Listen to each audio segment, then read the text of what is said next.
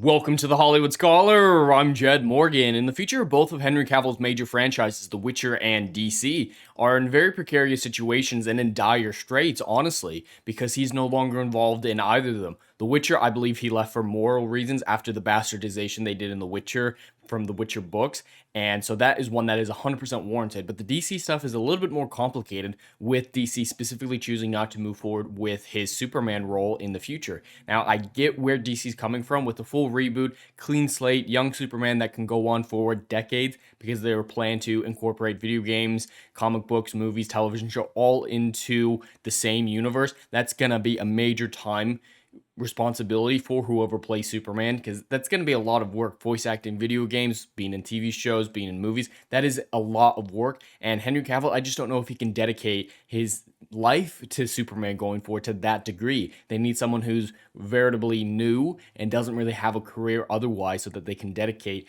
their sole being to Superman going forward. So I get the mentality, but they are leaving a substantial amount of money on the table because of the pull that Henry Cavill currently has, and that Superman movie would have made a godless amount of money in my personal opinion. But I get where they're coming from, and Henry Cavill's being very polite, very professional in his departure from the role. The Witcher, though, that is soundly dead. There is no coming back for The Witcher at this point because of Henry Cavill's departure, because of the bastardization of the lore that they've done, and it's only getting worse with Witcher Blood Origin coming out in just another week and a half now.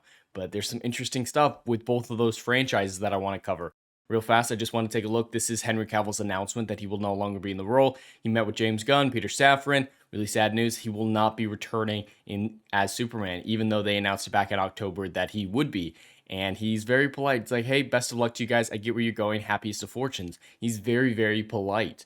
And I really can't begrudge him if he had been very upset about this situation, because I don't personally believe that's why he left The Witcher, but a lot of people believe he left The Witcher because he was offered a return as Superman and he'd have time for Superman only if he left The Witcher.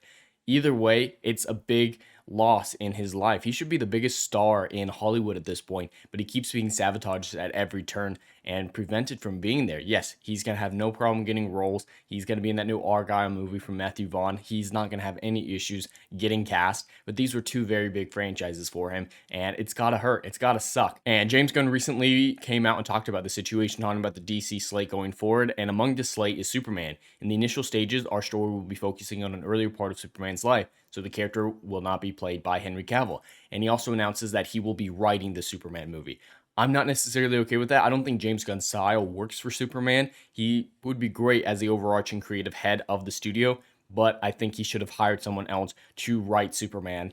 There's a lot of things as a writer myself I know that I'm not inclined to do. There are things that my style would not work for. I could not do a Superman movie. There's no way in hell that I would be capable of a Superman movie, but something like Batman, I feel like I could tackle that pretty well. It's just different styles that work for different people. I'm way more dark than Superman should be. So I just feel like he should have been able to divorce himself from that and make a creative decision that was best for the role and best for the character. But maybe he's going to pull it off, and he continues. But we had a great meeting with Henry Cavill, and we're big fans, and we talked about a number of exciting possibilities to work together in the future. That's something, yeah, Henry Cavill mentioned as well. This may not be a divorce from the DC universe. This may not be a divorce from Warner Brothers. It might just be, hey, not Superman right now.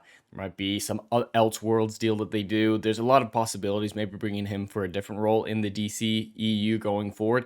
There's still possibilities, and they're being amicable. It's not like The Witcher where it's just like professional, but we're done. We're not talking to each other again, and it's over. It's very, very interesting to see going forward, and the future of the DC. It is an incredibly precarious situation. If they pulled this off, they could be one of the biggest franchises in the world and dwarf Marvel at this point with ease. But they have to pull it off, and this is the time that is really at their most vulnerable in the transition period. So I'm interested to see what happens going forward, and I have still some hope. Even after getting rid of Henry Cavill, I have hope for the future of the DC universe. But for The Witcher, Henry Cavill's other property, I have zero hope, because they are just always making the wrong decisions, going away from the lore, going away from the books, and bastardizing it all, as we have a new announcement of who will be playing Avlok, one of the most important characters from the books, and more importantly, from the video game. This is Avlok. This is who they cast as Avlok. Do you see the similarity there? This man needs to be intimidating, powerful, and he's in love with Laura Dern. So he's got to be capable of looking like he'd be with someone like Laura Dern, the most beautiful woman in the land, most beautiful elf. How did they think this man would be able to pull off the quiet dignity of this man, the intimidation factor? Avallac'h is considered by many a villain. I don't personally consider him a villain, but he does do some pretty horrific things, like convincing Ciri that she has to have an incestuous relationship with her ancestor, King Oberon, to stop the Wild Hunt from hunting her. That's pretty messed up.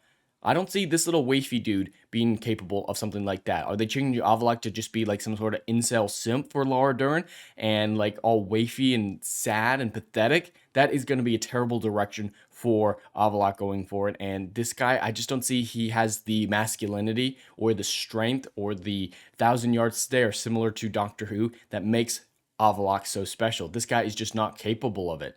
And there's a better look at him. And yet, he's just too small, way too young, way too young. I think that's the bigger problem, is his age more than anything else. He's too young to play the character of Avallac'h, and this is just another side of it getting destroyed, getting ruined. And it looks like there's him in the castle with Princess Merwin, and he should not be in this situation. He should barely be in this show. He's not a major player yet, and I'm just not looking forward to that. And surprisingly enough, it looks like the critics aren't, because I did review some of their initial responses to the show, but it's all been collected here by Rotten Tomatoes, and it's now at a 38%.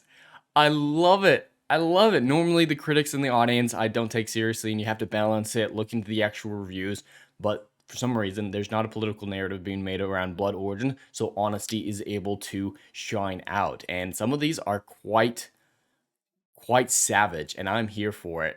Woke on woke crime is the best there is. And it seems like this wokeness really infects sci-fi and fantasy more than every other franchise, because we cannot have a single good fantasy franchise in the modern day. Wheel of Time, destroyed. The Witcher, destroyed. Everything that's fantasy and sci-fi seems to be attacked first before everything else. And superheroes, they fall into the sci-fi category. Same thing for them. And it looks like the future of Lord of the Rings will only be getting worse with this news about Season 2 of The Rings of Power. It's all-female set directing team, led by the worst director from Season 1, the one who directed that terrible battle episode that made no logical sense, and that ended with a pyroclastic flow that should have melted everyone in their armor. They got their worst director to lead the directing team going forward. Wow. They are not just doubling down, they're tripling down, they're going max stupidity at this point. I didn't think someone could be dumber than what they did in Season 1, but it looks like they're going for it. Does this sound like equality? They're always talking about equality. This does not sound like equality. This just sounds like overt representation for virtue signaling points in hopes of protecting it from the additional criticism it will receive in Season 2 after how abysmal Season 1 was and how everyone kind of turned on it by the end of it. That's a lot of negativity going into Season 2, so they need a shield, and it looks like this is going to be their shield for Season 2. But overall, fantasy is not looking good, sci-fi is not looking good, Henry Cavill's two major franchises, one of them is really not looking good with The Witcher, and DC has hope, but made some interesting choices that I don't necessarily agree with, that we'll have to wait and see how it all turns out in the end. But anyway, that's all I have for today. I'd love to hear your thoughts in the comments below. Please like, share, and subscribe, and I'll see you in the next video. Anon.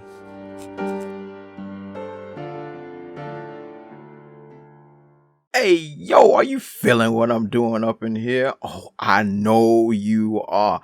Do you miss all the good, compelling stories that we used to get back in Hollywood that they ain't putting down no more? I know you missing it. So check out my book series, Odyssey of a Phoenix, a mythological epic about philosophy, morality, and modern-day mental illness issues, baby. Book 1, Down in Flames. Book 2, Apocalypse Then. These are currently on sale. What are you waiting for? Get your hands on them. And we got Book 3, Kill the Dark, is coming down the pipeline. Just wait for all the good stuff that's dropping. You ain't gonna be disappointed, fam.